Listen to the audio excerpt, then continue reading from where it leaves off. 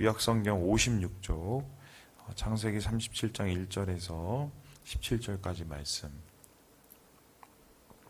한 절씩 교도하도록 하겠습니다. 제가 먼저 읽겠습니다.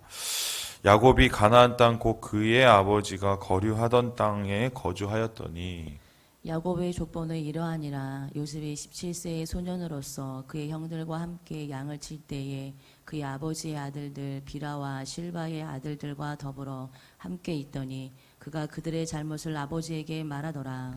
요셉은 노년에 얻은 아들이므로 이스라엘이 여러 아들들보다 그를 더 사랑함으로 그를 위하여 채색 옷을 지었더니 그의 형들이 아버지가 형들보다 그를 더 사랑함을 보고 그를 미워하여 그에게 편하게 말할 수 없었더라. 요셉이 꿈을 꾸고 자기 형들에게 말하매 그들이 그를 더욱 미워하였더라. 요셉이 그들에게 이르되 청하건대 내가 꾼 꿈을 들으시오. 우리가 밭에서 곡식단을 먹더니 내 단이 일어서고 당신들의 단은 내 단을 둘러서서 절하더이다. 그의 형들이 그에게 이르되 내가 참으로 우리의 왕이 되겠느냐 참으로 우리를 다스리게 되겠느냐 하고 그의 꿈과 그의 말로 말미암아 그를 더욱 미워하더니 요셉이 다시 꿈을 꾸고 그의 형들에게 말하여 이르되 내가 또 꿈을 꾼즉 해와 달과 11별이 내게 절하더이다 하니라. 그가 그의 꿈을 아버지와 형들에게 말하매 아버지가 그를 꾸짖고 그에게 이르되 내가 꾼 꿈이 무엇이냐 나와 내 어머니와 내 형들이 참으로 가서 땅에 엎드려 내게 절하겠느냐. 그의 형들은 시기하되 그의 어머니는 그 말을 간직해 두었더라. 그의 형들이 세겜에 가서 아버지의 양떼를 칠 때에 이스라엘이 요셉에게 이르되 내 형들이 세겜에서 양을 치지 아니하느냐 너를 그들에게로 보내리라. 요셉이 아버지에게 대답하되 내가 그리하겠나이다. 이스라엘이 그에게 이르되 가서 내 형들과 양떼가 다 잘 있는지를 보고 돌아와 내게 말하라 하고 그를 헤브론 골짜기에서 보내니 그가 세겜으로 가니라. 어떤 사람이 그를 만난즉 그가 들에서 방황하는지라. 그 사람이 그에게 물어 이르되 내가 무엇을 하느냐. 그가 이르되 내가 내 형들을 찾아오니 청하건대 그들이 양치는 곳을 내게 가르쳐 주소서. 같이 읽겠습니다. 그 사람이 이르되 네, 그들이 여기서 떠났느니라. 내가 그들의 말을 들으니 도단으로 가자 하니라. 요셉이 그의 형들의 뒤를 따라가서 도단에서 그들을 만나니라. 아멘. 할렐루야. 우리 이사야서를 우리 잠시 또 이렇게 접어두고 또 이제 우리 창세기 우리 읽었던 그 이후에 37장부터 마지막 장까지의 말씀을 우리가 듣게 됩니다. 이 창세기 37장부터는 여러분 아시는 것처럼 이제 야곱의 가족에 대한 이야기, 특별히 요셉에 대한 이야기가 나오는데 사실 이 요셉에 대한 이야기가 창세기의 결론이라고 하겠습니다. 창세기는 하나님이 어떻게 천지를 창조하시고 하나님이 어떻게 우리를 만드셨나를 알리기 위해서 쓴 글이 아닙니다. 그것은 이제 어떤 배경을 설명하기 위한 것이고요. 창세기를 쓴 기록의 목적은 결국 뭐냐? 왜 우리가 지금 애굽에 있냐? 왜 우리가 애굽까지 왔냐? 요 얘기를 써놓은 게 창세기인데요. 그래서 우리가 왜 애굽에 왔냐 하면은 요셉이 먼저 여기 왔고 또 요셉을 통해서 우리가 잠시 피하러 왔다. 결론적으로 우리는 다시 가나안으로 돌아가야 된다. 요 이야기가 바로 창세기의 전체적인 핵심이에요. 그래서 오늘 이 요셉의 이야기를 통해서 우리가 읽게 되는 것은 우리 그리스도인들의 나아갈 방향, 그리고 그리스도인들의 정체성, 그리고 예수 믿는 사람들의 삶의 목적, 이런 것들을 우리가 이 창세기를 통해서 우리가 살펴볼 수 있겠다. 그래서 오늘 첫 번째 우리가 이 요셉의 이야기, 야곱의 가족의 이야기를 읽으면서 좀 큰 맥락을 우리가 찾아보려고 하는데요. 저 어제 이 말씀 묵상하면서 예전에는 안 보이던 것들이 좀 보이기 시작을 했는데 세 가지의 단어에 대한 좀 정의, 거기에 대한 또 의문과 질문을 갖게 되었습니다. 그 첫 번째 단어는 무엇이냐?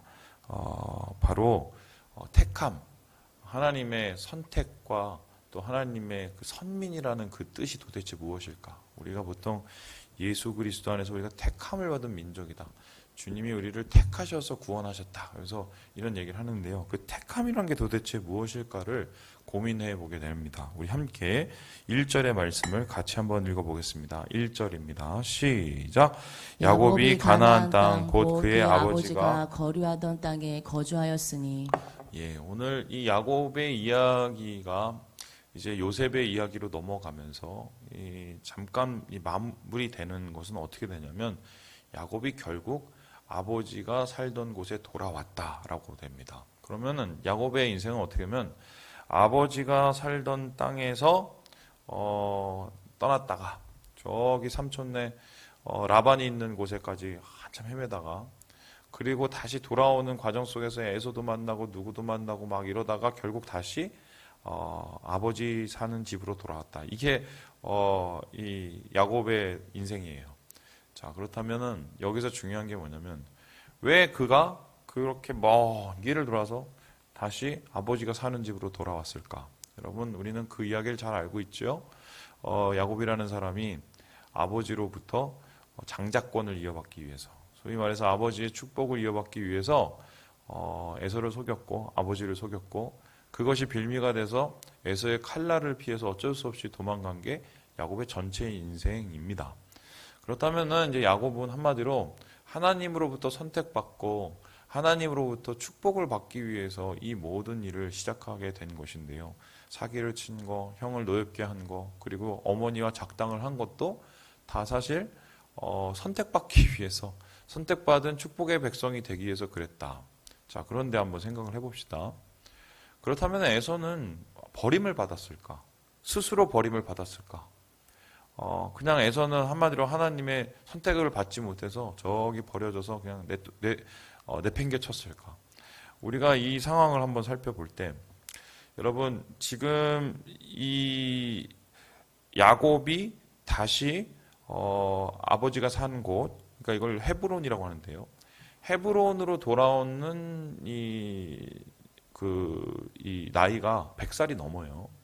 그럼 이때 이삭이 살아있었을까 죽었을까 했었을 때 이삭이 살아있는데요. 보통 추정을 해보면 168세 정도로 봅니다. 자, 그러면 실제적으로 이삭은 살아있었고, 그리고 이삭의 주위에는 사실 자기 아들들이 없었던 것으로 판단이 돼요. 그러면 무슨 소리냐?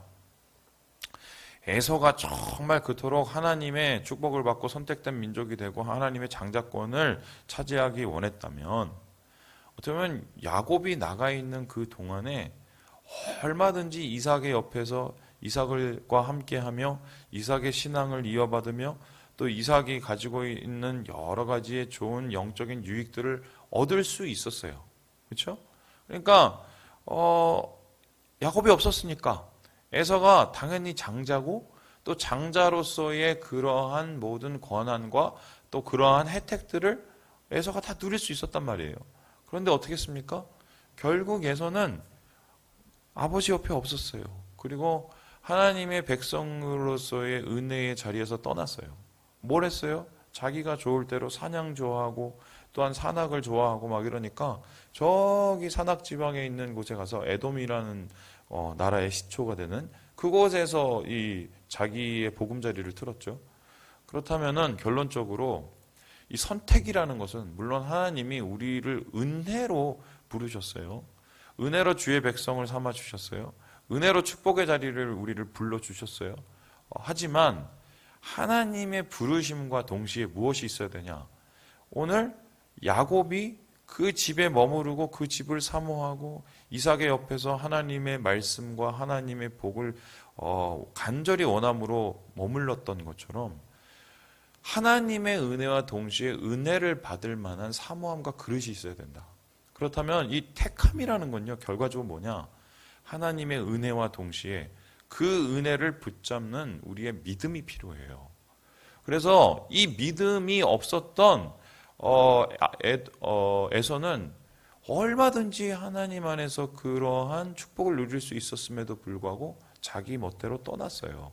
반면에 모든 여러 가지 상황과 어려움 속에서 그 아버지의 은혜, 하나님께서 주신 그 은혜를 물려받기가 참 힘들었던 야곱은 그 먼 길을 떠났으나 결국 그 은혜의 자리로 돌아오게 되죠.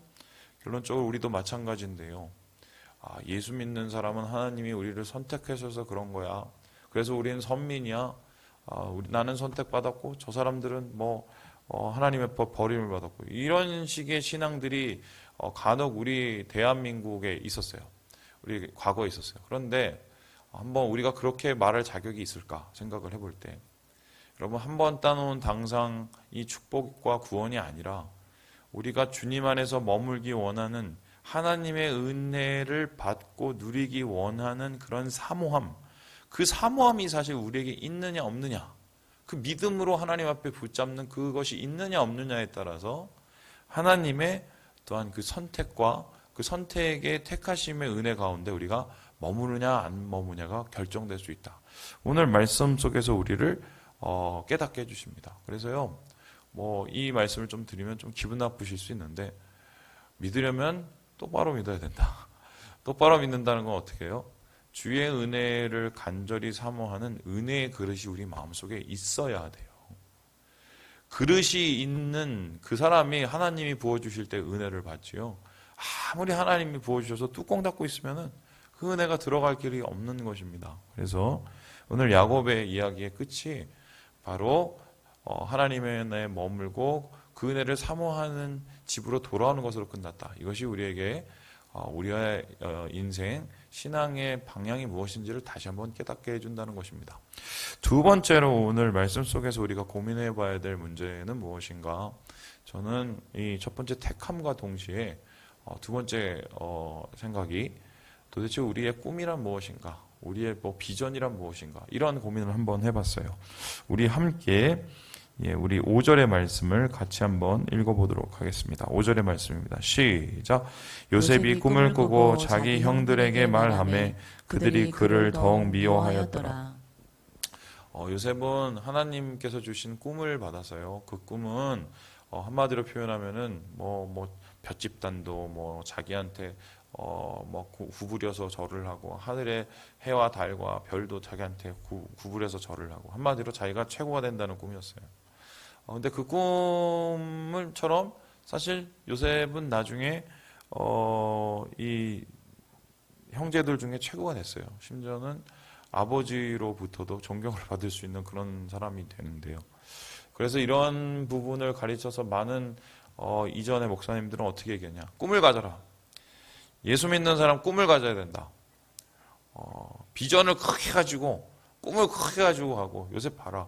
그 양치기 같은 그 작은 이 떠돌이 이 가족 중에 그 막내로 태어난 이 사람이 그 꿈을 가졌을 때 하나님께서 그 꿈을 크게 이루어 주시지 않았냐. 그래서 예수 믿는 사람은 그 꿈을 가지고 그 꿈을 바라보면서 열심히 달려고 하고, 그 꿈을 가지면서 그것을 이루기 위해서 하나님 앞에 열심히 매달려야 된다. 이렇게 많이 이것을 가지고 설교를 하셨어요. 저도 그런 설교를 듣고 때로나 하기도 했어요. 근데 오늘 우리가 이 말씀 속에서 절대로 놓치지 말아야 될 게, 보세요. 요셉이 꿈을 꾸고 그 꿈을 통해서 하나님과 사람들의 사랑을 받은 게 아니라 어떻게 됐어요? 사람들이 어떻게 했어요? 미워했어요. 그렇죠? 심지어는 이 꿈이 어떻게 됐냐면 8절에 보니까요. 그의 꿈과 그의 말로 말미암아 그를 더욱 미워했다고 그랬어요. 그러면 한마디로 하면 요셉은 꿈을 꾸면 꿀수록 요셉 때문에 가족이 엉망진창이 되고 더 미움을 사고 더 사람들의 이 증오를 받는, 혐오의 이유가 꿈을 꿔서 그런 거예요. 그러면은 우리가 꿈을 꿀수록 이게 핍박을 받는 게 당연하다는 그런 소리냐, 그렇게 해석을 하려는 분도 계시지만 그게 아니에요. 맨 처음에 이 요셉이 이 꿈을 꿨을 때 하나님께서 이 꿈의 의미는 가르쳐 주지 않았어요. 꿈만 가르쳐 줬어요. 그런데 그 꿈을 결과적으로 요셉은 어떻게 해석했냐? 자기 머릿속에서 해석을 한 거예요. 그 머릿속에서 해석은 뭡니까? 그는 안 그래도 막내, 이 당시에는 베냐민이 없었기 때문에 막내였는데, 막내로 태어났는데 아버지가 제일 이뻐해 주니까, 그래서 막 채색 옷을 입혀주고 막 이러니까 자기가 최고인 줄 알았어요. 그리고 먼 일이 있으면은 아버지 사랑을 더 독차지하려고 형님들 막 그 소위 말해서 그 고자질을 하고 다녔거든요. 저희 예지도 간혹 이제 막 오빠가 이랬고 저랬고 막 이렇게 이게 그게 막내들 습성인가 봐요. 근데 이 요셉도 그랬어요. 그 이유가 뭐냐면 최고 되고 싶은. 그러니까 이 사람의 머릿속에는 어떠냐? 모든 어떤 그 꿈이나 무엇이 있어도 그 해석의 방법이 최고예요. 최고. 내가 최고 되는 거. 최고 사랑을 받는 거. 그러니까 하나님이 그 꿈을 줬을 때도 그거를 자기식으로 해석을 하죠. 아, 이건 내가 최고가 된다는 거구나. 심지어 아버지 어머니도 나한테 절을 한다는 최고가 된다는 하나님 이꼴을 나한테 주셨네. 이렇게 그 사람은 받은 거예요. 근데 그러한 이 요셉의 자기의 갇힌 해석이 어떻게 됩니까? 형제와의 관계를 엉망진창으로 만들고 가족을 더 어떻게 해요? 평화롭지 않게 만들었단 말이죠. 그러면 결론적으로 우리가 여기서 알 수 있는 건 뭐냐면 꿈보다 더 중요한 게 뭐냐? 해몽이에요. 무슨 꿈을 꾸냐? 예수 안에서 막 큰 꿈을 꿔라. 저는 뭐 사업가가 될 거예요. 저는 뭐 나중에 뭐 돈을 엄청 벌어갖고 1,000,000원씩 헌금할 거예요. 저는 뭐 나중에 연예인이 최고가 돼갖고 하나님, 여러분 그런 꿈이 중요한 게 아니에요. 그 꿈을 해석할 수 있는 해석 능력, 그 꿈의 목적과 이유가 중요한데 하나님께서 이 꿈을 진짜 주셨던 이유가 무엇입니까? 나중에 요셉이 그거를 깨달았어요. 언제 깨닫냐? 요셉이 형의 미움을 사갖고 노예로 팔려가고 그리고 노예하면서도 거기서도 막 최고가 되기 위해서 노력을 하다가 또 누명을 쓰고 완전히 바닥에 떨어져서 감옥에 가고 그 감옥에서 거의 또 막 신랄 같은 희망이 있다가 그것도 완전히 엉망진창이 돼서 잊혀졌을 때 그때 요셉은 자기 자신의 내면을 본 거예요. 올라가면 올라갈수록 내가 뭔가 몸부림치면 몸부림칠수록 더 엉망이 되네. 왜 이럴까? 마음이 낮아졌죠. 그리고 하나님과 함께하고 하나님의 은혜로 사는 게 무엇인지를 고민하게 됐어요. 그리고 나중에 그가 연단되었을 때 하나님께서 그를 국무총리로 세웠을 때 그는 무엇을 했습니까? 그 꿈의 진짜 의미를 깨달았어요. 뭐예요? 그 꿈은 내가 최고가 되는 게 아니라 내가 최고로 나눠주는 거구나. 최고가 돼서 사람들의 뭐 굴종을 받고 막 복종을 받고 이게 아니라 내가 있는 것을 최고로 나눠주는 것. 그래서 요셉은 어땠습니까? 자기가 절을 받을 수 있는 그때에 그 절 받는 자리에서 내려와서 그 형제자매들을 위해서 나누고 그들을 살리고 심지어는 요셉의 주위에 있는 그 민족들과 수많은 사람들을 살리고 생명을 주는 일을 했어요. 결론적으로 진짜 우리 예수 안에서 꿔야 되는 꿈은요. 예전에 뭐 할 거예요? 저 40평짜리 아파트 뭐 아니면 저는 뭐 엄청난 기업 뭐 세계적인 이게 중요한 게 아니라요. 이거 왜 하냐는 거예요. 뭐 최고의 연예인이 되면 뭐 하겠어요? 최고의 뭐 사업가가 돼서 돈 1,000,000원씩 뭐 1억씩 한 달에 내고 그럼 뭐 하겠냐고요. 중요한 것은 그것을 통해서 우리가 그 꿈을 하나님을 위해서 쓸 수 있는 것. 그래서 요셉이 그 꿈을 최고의 되는 꿈이 아니라 최고로 나눠지는 꿈으로 해석을 했을 때 그의 인생이 하나님 안에서 온전해졌던 것처럼 오늘 우리도 하나님께서는 제대로 된 해석, 하나님의 비전에 대한 제대로 된 해석을 우리에게 원하신다. 우리 각자의 자리에서 우리가 꿔야 되는 꿈, 그 꿈을 통해서 하나님께서 이루신 하나님의 뜻, 그리고 우리를 통해서 살려날 하나님의 영혼들, 우리가 그것을 바라볼 때 하나님께서는 우리의 꿈을 통해서 하나님의 영광을 나타나시게 되겠다. 오늘 말씀 속에서 그것을 해석해 보게 됩니다. 마지막으로 우리가 말씀 속에서 얻게 되는 세 번째 질문은 무엇일까요? 우리 첫 번째 택함이란 무엇인가? 또 두 번째 꿈이란 무엇인가? 세 번째는 뭐냐면요. 평화란 무엇인가? 한번 고민을 해보게 됩니다. 우리 함께 우리 4절의 말씀을 읽고 우리 마무리해 보도록 하겠습니다. 4절 말씀입니다. 4절이요. 예, 4절이요. 예, 같이 읽겠습니다. 시작. 그의 형들이 아버지가 형들보다 그를 더 사랑함을 보고 그를 미워하여 그에게 편안하게 말할 수 없었더라.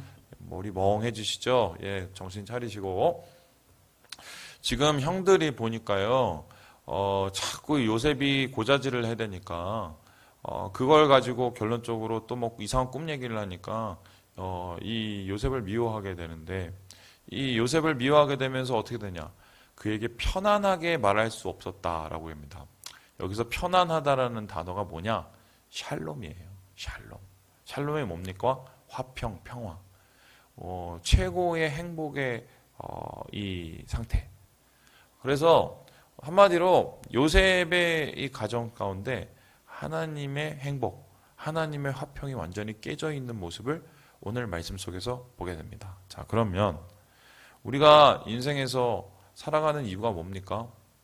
화평을 위해서 살아갑니다. 왜요? 가화만사성.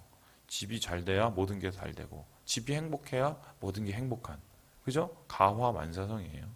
그런데 정작 야곱은 자기 집을 애를 그렇게 많이 낳고 막 돌아다니고 하나님 축복을 받고 막 이러기 원했지만 결론적으로 어떻게 해요? 화평을 얻지 못했어요. 샬롬을 이루지 못했어요. 뭐 많이 가지고 부자가 된들 뭐 하겠어요?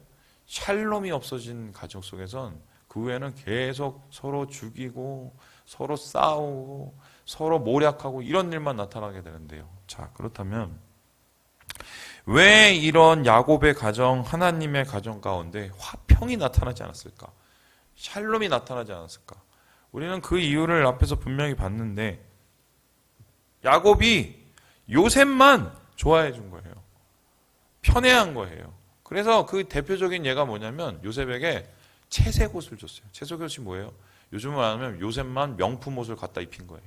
나머지 애들은 뭐 떨어지는 티셔츠를 입든 말든 신경도 안 쓰고 그냥 요셉만 했어요. 왜요?